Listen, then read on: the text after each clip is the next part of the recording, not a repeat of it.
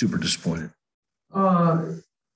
If you look at the time of possession, your team was able to control the ball, but Ohio found a couple big plays, and then you had the one takeaway, weren't able to capitalize in the red zone. That really comes back to the difference. Is that?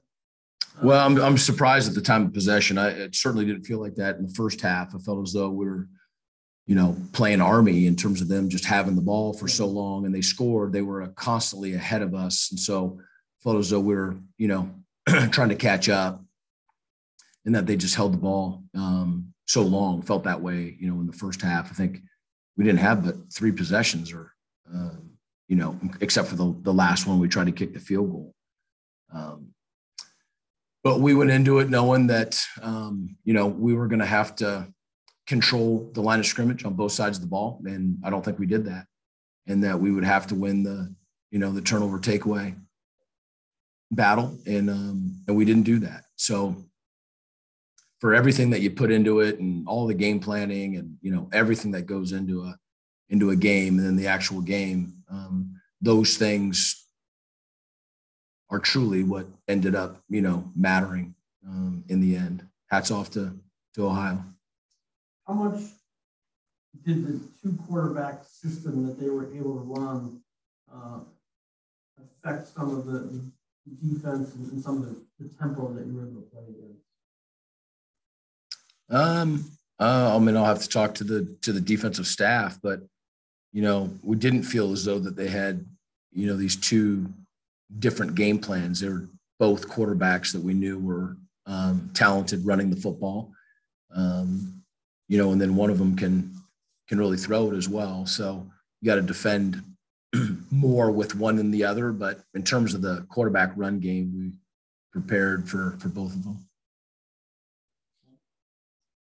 Coach, one spot today that was certainly bright at the end of the half, but in the first half was Chad Brown knocking through another long field goal, this one the longest in the EMU history. And I know that obviously some tough things to swallow out of today, but just his ability to be able to be so clutch for you in that moment and what it means for him to be able to knock something through like that and add another record to his total. He's a great human being, and he's a really talented kicker. We love him to death.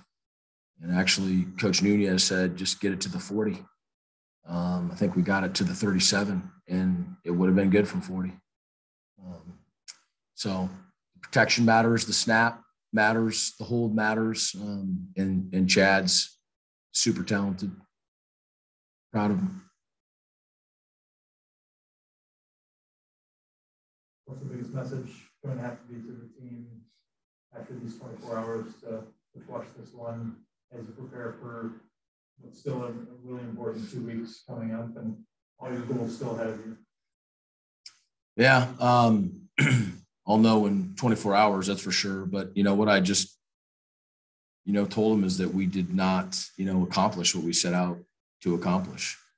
But, I also told them, look, anytime that you actually do everything that you can and you play as hard as you can and you've prepared all week the best that you can, then there's no shame in losing.